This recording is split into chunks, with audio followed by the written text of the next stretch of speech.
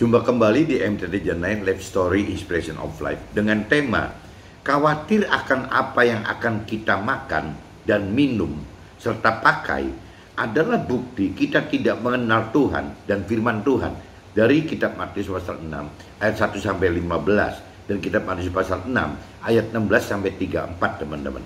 Nah, ini tema pagi ini teman-teman. Matius pasal 6 khususnya di pasal di ayat 33. Ini adalah satu firman yang memang sudah banyak sekali dikupas, sudah banyak sekali di-sharingkan dan dikhotbahkan teman.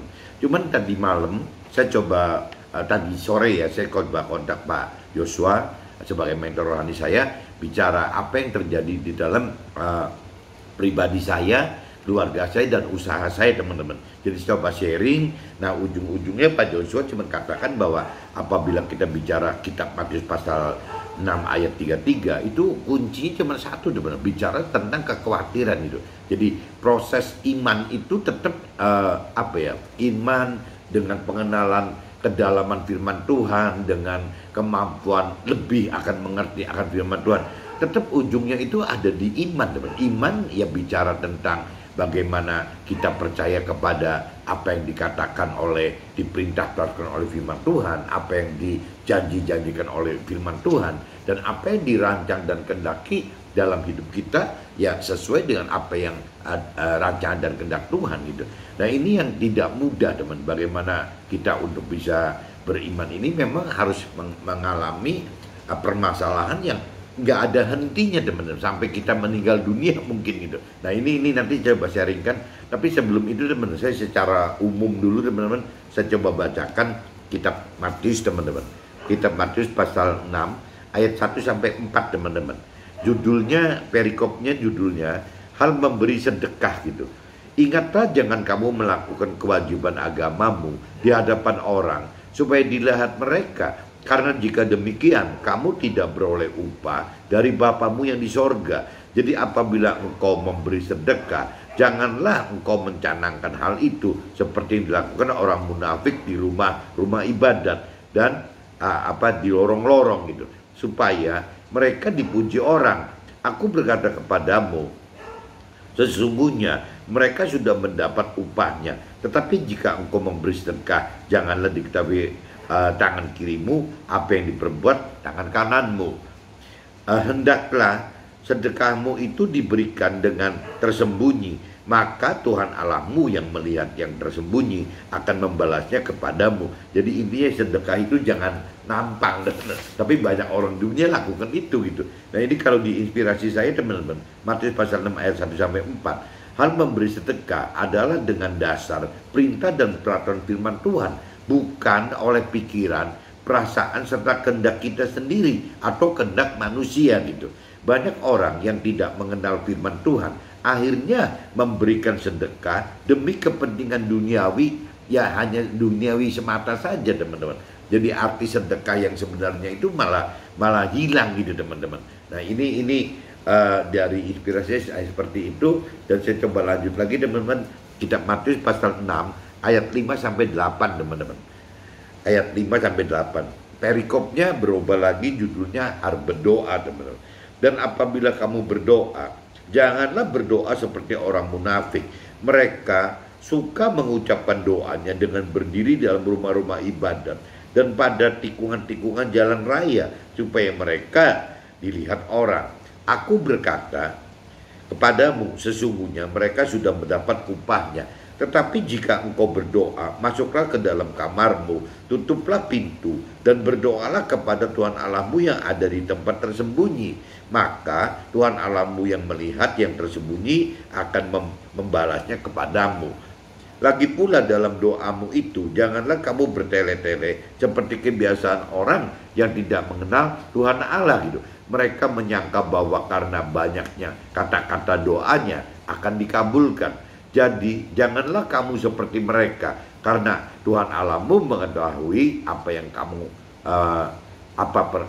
perlukan sebelum kamu minta kepadanya. Jadi ini yang ayat 8 ini benar-benar berarti nih teman-teman. Jadi janganlah kita seperti orang-orang munafik tadi, karena Tuhan Allah kita mengetahui apa yang kita perlukan sebelum kita minta kepadanya. Nah ini tinggal masalah iman lagi, teman. Apakah kita bisa percaya firman tersebut gitu. Kalau di inspirasi saya, teman, kita Matius pasal 6 ayat 5 sampai 8. Begitu juga hal berdoa. Banyak orang berdoa oleh karena kewajiban, sehingga berdoa hanya dilakukan demi menghindari menghindari kata-kata dan tidak dinilai kurang berakhlak gitu, serta ingin dinilai orang benar yang takut Tuhan gitu tuh. Jadi berdoa cuma maknanya itu aja, teman, takut dikata-katain orang ya, nanti jangan-jangan bukan orang berakhlak atau jangan-jangan orang yang tidak benar gitu. Berdoa yang benar adalah dalam roh, yang utama itu dalam roh kita dan dalam melakukan firman Tuhan, teman. Bukan cuma berdoa dianggapnya secara simbolis, ritual aja dianggap sudah benar. Berdoa itu adalah di dalam roh kita, bukan di dalam tubuh dan jiwa kita, tapi di dalam roh kita. Dan dengan melakukan firman Tuhan, teman, bukan hanya dalam tubuh dan jiwa saja gitu. Ini diinspirasi saya seperti itu. Nah kalau sekarang kita lanjut lagi di Matius pasal 6, teman-teman, ayatnya 9 sampai 15, teman-teman. Kalau saya baca di sininya, karena itu berdoalah demikian. Tuhan Allah kami yang di sorga, dikuduskanlah nama Tuhan Allah kita gitu. Datanglah Tuhan Allah kita di bumi ini, di dunia ini, jadilah kehendaknya Tuhan Allah di bumi seperti di dalam surga gitu. Berikanlah kita atau kami pada hari ini makanan kami yang secukupnya gitu. Dan ampunilah kami gitu akan kesalahan kami, seperti kami juga mengampuni orang yang bersalah kepada kami. Dan janganlah membawa kami ke dalam pencobaan, tetapi lepaskanlah kami daripada yang jahat. Karena Tuhanlah yang punya sorga gitu kan, bumi dan langit ya teman-teman, dan kuasa kemuliaan sampai selama-lamanya. Amin gitu. Nah karena jikalau kamu mengampuni kesalahan orang, Tuhan Allahmu yang di sorga akan mengampuni kamu juga. Tetapi jikalau kamu tidak mengampuni orang, Tuhan Allahmu juga tidak akan mengampuni kesalahan kita. Jadi ya kuncinya di dalam doa itu berarti pengampunan. Bagaimana kita mengampuni sesama kita sehingga Tuhan mengampuni kita gitu. Nah ini saya kalau kita saya bicara di inspirasi saya, teman-teman, kitab Matius pasal 6 ayat 9 sampai 15, inti dari doa adalah memuji Tuhan dan memohon berkat yang dari Tuhan, serta memohon ampun atas perbuatan kita, dan juga minta tuntunan dan perlindungan agar tidak melakukan hal yang salah dan jahat. Mohon kekuatan untuk dapat mengampuni sesama, agar Tuhan juga dapat mengampuni kita. Kunci doa itu ya mengampuni, dan bagaimana kita bisa mengampuni sesama kita sehingga Tuhan bisa mengampuni kita gitu. Nah ini saya lanjut lagi, teman-teman, kitab Matius pasal 6 ayatnya 16 sampai 18, teman-teman. Ini cerita hal berpuasa, teman-teman, perikopnya. Dan apabila kamu berpuasa, janganlah muram mukamu seperti orang dan apabila kamu berpuasa, janganlah muram mukamu seperti orang munafik. Mereka mengubah air mukanya supaya orang melihat bahwa mereka sedang berpuasa. Aku berkata kepadamu, sesungguhnya mereka sudah mendapat upahnya. Tetapi apabila engkau berpuasa, minyakilah kepalamu dan cucilah mukamu, ya, supaya jangan dilihat oleh orang bahwa engkau sedang berpuasa, melainkan hanya oleh Tuhan Allahmu yang ada di tempat tersembunyi. Maka Tuhan Allahmu yang melihat yang tersembunyi akan membalasnya kepadamu gitu. Jadi intinya sih juga kalau berpuasa jangan nampang juga, teman, jangan seperti berdoa juga gitu. Nah ini kalau diinspirasi saya, teman-teman, kitab Matius pasal 6 ayat 16 sampai 18, berpuasa adalah tindakan memohon kepada Tuhan yang melebihi doa gitu. Dengan berpuasa maka tubuh dan jiwa kita membantu roh kita lebih kuat berharap kepada roh Tuhan gitu. Ya, untuk memberi kekuatan dan perlindungan dari permasalahan yang sedang kita hadapi. Jadi berpuasa itu adalah tindakan rohani, teman-teman, yang di atas doa, teman, karena butuh satu perjuangan gitu, baik dari tubuh dan jiwa kita. Itu inspirasi seperti itu. Nah saya coba lanjut lagi, teman-teman, kitab Matius pasal 6 ayat 19 sampai 24, teman-teman. Judul perikopnya hal mengumpulkan harta. Janganlah kamu mengumpulkan harta di bumi ngengat dan karat merusakkannya, dan pencuri memborong serta membongkar serta mencurinya. Tetapi kumpulkanlah bagimu harta yang di surga. Di surga ngengat dan karat tidak merusakkannya gitu, dan pencuri tidak membongkar serta mencurinya. Karena di mana hartamu berada, di situ juga hatimu berada. Mata adalah pelita tubuh. Jika matamu baik, teranglah seluruh tubuhmu. Dan jika matamu jahat, gelaplah seluruh tubuhmu. Jadi jika terang yang ada padamu gelap, betapa gelapnya kegelapan itu gitu. Tak seorang pun dapat mengabdi kepada dua tuan, karena jika demikian, ia akan membenci yang seorang dan mengasihi yang lain. Atau ia akan setia kepada yang seorang dan tidak mengindahkan yang lain gitu. Kamu tidak dapat mengabdi kepada Allah dan kepada Mammon gitu. Ini juga penting teman. Jadi hidup itu di dunia ini ada dua pilihan, mau pilih Tuhan gitu atau memilih harta dunia. Ini Tuhan, firman Tuhan tegaskan begitu teman-teman. Nah, kalau di inspirasi saya teman-teman, kitab Matius pasal 6 ayat 19 sampai 24, hal mengumpulkan harta, firman katakan bahwa kita hidup bukan dengan tujuan kumpulkan harta di dunia. Harta dunia adalah alat proses untuk dapat harta di surga gitu. Harta dunia adalah filter untuk dapatkan Tuhan. Tanpa keterkaitan harta dunia, maka kita tidak pernah akan dapatkan iman percaya Tuhan yang sempurna gitu. Karena harta benda di dunia ini teman-teman adalah memang menyudutkan manusia untuk dapat memilih memilih Tuhan atau memilih dunia gitu, memilih rohani atau dunia gitu. Nah ini kalau tanpa ada harta dunia ya ini tidak bisa teman-teman, tidak bisa terjadi proses filterisasi ya kita ini beriman atau tidak beriman gitu teman. Jadi memang untuk bisa membuktikan bahwa kita beriman percaya kepada Tuhan itu ya satu-satunya jalan ya dihadapkan kepada filter yang terkait dengan hal harta dunia tersebut teman-teman. Ini cerita hal mengumpulkan harta dan saya coba lanjut lagi teman-teman di kitab Matius pasal 6 ayatnya 25 sampai ke 34 terakhir teman-teman. Judul perikopnya hal kekhawatiran teman-teman. Karena itu aku berkata kepadamu, janganlah khawatir akan hidupmu, ya, akan apa yang hendak kamu makan atau minum, dan janganlah khawatir pula akan tubuhmu, akan apa yang hendak kamu pakai. Bukankah hidup ini lebih penting daripada makanan dan tubuh ini lebih penting daripada pakaian? Pandanglah burung-burung di langit yang tidak menabur dan tidak menuai dan tidak mengumpulkan bekal dalam lumbung, namun diberi makan oleh Tuhan Allahmu yang di sorga. Bukankah kamu juga kamu jauh melebihi burung-burung itu gitu? Siapakah di antara kamu yang karena kekhawatirannya dapat menambahkan sehasta saja pada jalan hidupnya? Dan mengapa kamu khawatir akan pakaian? Perhatikanlah bunga bakung di ladang yang tumbuh tanpa bekerja dan tanpa memintal gitu.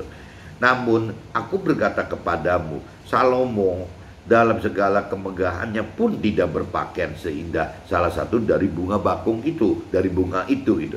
Jadi jika demikian Allah mendandani rumput di ladang yang hari ini ada dan besok dibuang ke dalam api, tidakkah ia akan terlebih lagi mendandani kamu, hai orang-orang yang kurang percaya gitu. Sebab itu janganlah kamu khawatir dan berkata, apakah yang akan kami makan, apakah yang akan kami minum, apakah yang akan kami pakai. Semua itu dicari bangsa-bangsa yang tidak mengenal Allah gitu.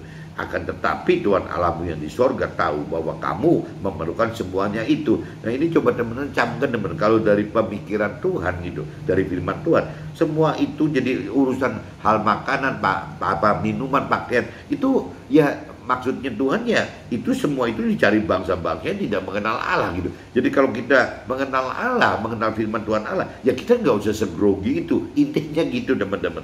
Jadi biarin nanti Tuhan yang memang menambahkan untuk kita gitu. Nah, di situ dikatakan semua itu dicari bangsa-bangsa yang tidak mengenal Allah, akan tetapi Tuhan Allah di surga tahu bahwa kamu memerlukan semuanya itu. Tetapi Tuhan Allah pesan gitu. Tetapi carilah dahulu kerajaan Allah dan kebenarannya, maka semuanya itu akan ditambahkan kepadamu. Jadi Tuhan lebih mementingkan masalah bagaimana kita hidup dengan benar teman-teman, dengan cara melakukan firman Tuhan itu dibanding mencari makan, minum dan pakaian saja gitu. Nah kalau sama dari pemikiran Tuhan dibalik teman-teman. Ya kalau urusan makanan, minum dan pakai itu urusannya Tuhan gitu. Tapi kalau mencari Tuhan dan firman Tuhan itu adalah urusan manusianya gitu. Sebab itu janganlah kamu khawatir akan hari besok, karena hari besok mempunyai kesusahannya sendiri. Kesusahan sehari cukuplah untuk sehari. Itu yang di kitab Matius terakhir, hal kekhawatiran dari ayat 25 sampai 34 seperti itu teman-teman. Nah kalau di inspirasi saya teman-teman, kitab Matius 6 25 sampai 34, hal khawatir adalah proses dari peningkatan iman yang lebih gitu. Khususnya khawatir yang terkait dengan perihal makan dan minum serta pakaian. Selama kita khawatirkan perihal tersebut, maka firman katakan kita seperti orang tidak mengenal Tuhan Allah gitu. Ya, jadi jika kita kenal Tuhan dan firman Tuhan, ya seharusnya tidak ada lagi ya rasa khawatir tadi gitu. Nah ini kalau kita balikkan seperti itu teman-teman. Nah ini yang kemarin saya sharingkan dengan Pak Joshua itu, khususnya saya melempar ke ayat Matius pasal 6 ayat 33, Pak Joshua katakan bahwa itu kuncinya gitu. Ya soal tentang kekhawatiran aja gitu ya, di intinya itu saya sharingkan kemarin teman-teman, tanggal 24 Juni tahun 2022 gitu.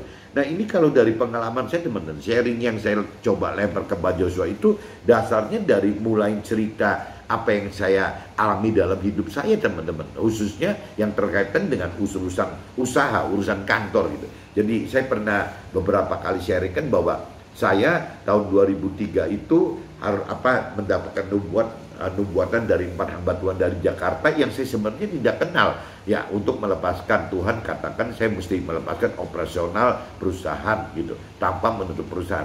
Nah saya melakukan itu teman-teman karena dasarnya sebelum 2003, 2001 terjadi mujizat atas nubuatan 4 orang hamba Tuhan ini juga teman-teman. Ya akhirnya jadi saya percaya Tuhan ada, bahwa nubuatan itu benar ada dan Tuhan itu ada. Nah jadi 2003, karena 2001 ke 2003 itu mengalami suksesi yang besar sekali, cepat sekali gitu.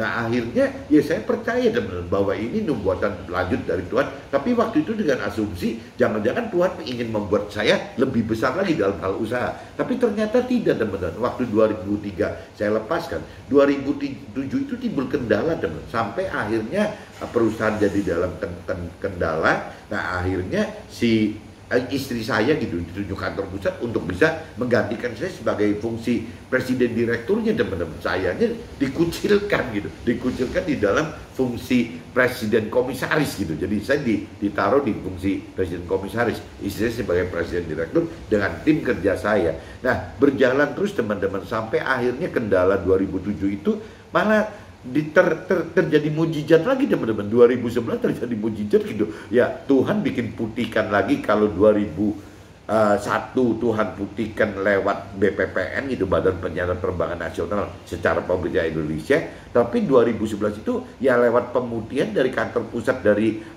luar negeri teman-teman. Jadi diputihkan, jadi akhirnya selesai lagi. Cuman 2011 saya belum tergerak untuk masuk aktif lagi sampai terakhir 2022 ini teman-teman. Saya mulai tergerak dari tahun 2020, sekarang udah 2022, dan waktu terjadi sampai tahun 2022 banyak sekali kejadian kendala-kendala yang mungkin Tuhan maksud mendidik istri saya gitu. Bagaimana level iman istri saya diangkat seperti saya ngalami 2000 sampai ke 2011 itu, 2 kali mujizat itu.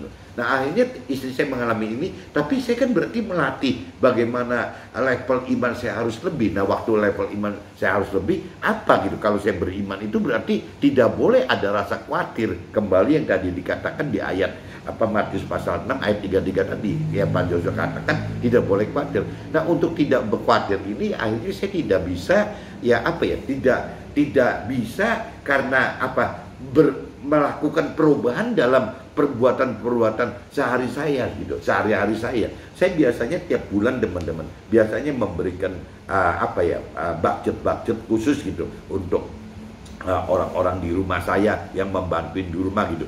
Ya di kantor ya mungkin jumlahnya belasan puluhan orang gitu. Saya biasa bantu begitu. Nah, jangan sampai karena istilah saya khawatir malah saya stop gitu. Karena usaha ada masalah, saya stop masalah yang biasa saya lakukan. Nah, ini buat saya dianggap tidak beriman teman. Jadi iman itu saya anggap ya meskipun dalam kondisi bermasalah, tapi tetap saya jalankan apa yang saya biasa lakukan. Intinya seperti itu teman-teman. Nah ini yang disiaringkan kemarin dengan Pak Joshua, bahwa yang namanya beriman itu ya berarti tidak bisa melihat situasi kondisi waktu lagi bermasalah, jadi akhirnya imannya kita kurang dengan cara tidak berani berbuat seperti biasa yang kita perbuat gitu. Nah ini yang saya anggap bahwa itu bisa salah loh. Kalau kita beriman ya kita nggak peduli dalam kondisi apapun juga, ya kita tidak boleh khawatir gitu. Nah ini yang saya sedang belajar, ini saya sedang sharingkan dengan Pak Joshua kemarin sore teman. Mudah-mudahan sharing saya seperti ini hari juga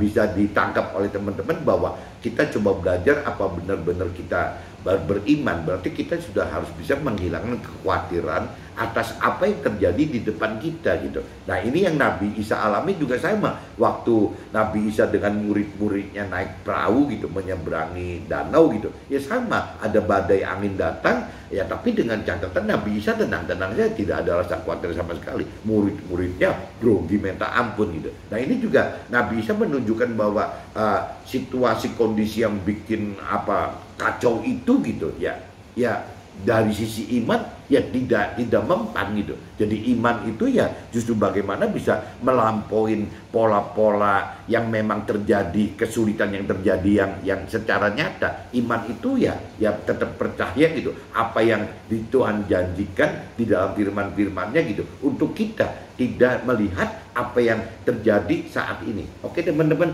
mudah-mudahan tema pagi ini khawatir akan apa yang akan kita makan dan minum serta pakai adalah bukti kita tidak mengenal Tuhan dan firman Tuhan. Ini bisa teman-teman tangkap. Oke teman, see you, bye-bye.